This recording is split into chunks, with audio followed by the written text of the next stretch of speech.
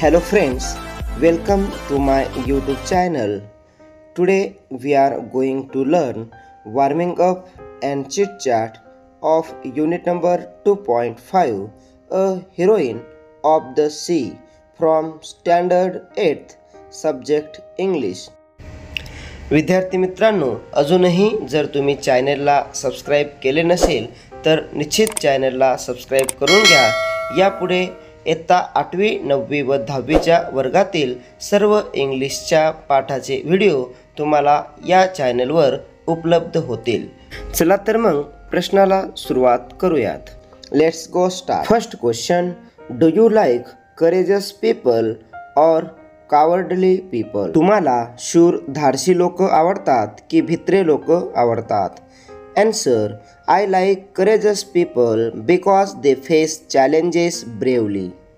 Next question, why do you like courageous people? तुम्हाला शूर लोक का आवडतात? Answer, I like courageous people because they are brave, strong and face problems without fear. Next question, how can we boost our confidence and courage? आपण आपला आत्मविश्वास व धाडस कसे वाढवाल? Answer, we can boost our courage by practicing daily, believing in ourselves, learning from mistakes and staying positive. Next question, according to you, who are more courageous, men or women?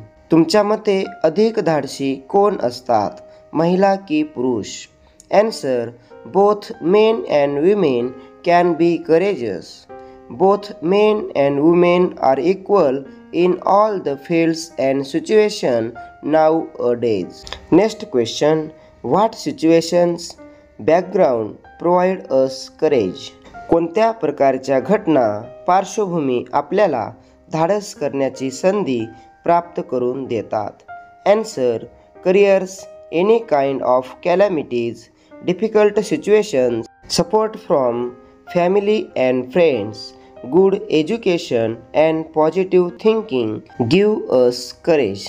Next question, read the names of the parts of a ship and their description and label the diagram of the ship below. जहाजाच्या भागांची नावे आणि त्यांचे वर्णन वाचा आणि खालील जहाजाच्या आकृतीवर लेबल लावा. A.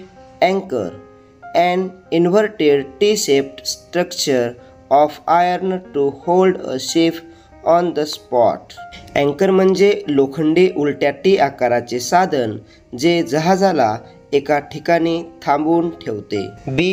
Beam, broadest part of a ship side to side.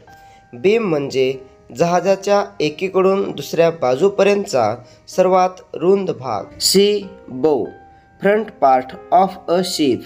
bow म्हणजे जहाजाचा पुढचा भाग. D. Bilge किंवा कील, bottom of a ship. Builds किंवा कील म्हणजे जहाजाचा तळभाग. E. Bridge, cockpit, wheel house, control cabin of a ship. Bridge, cockpit किंवा व्हील हाऊस म्हणजे जहाज चालवण्यासाठी असलेले नियंत्रण कक्ष.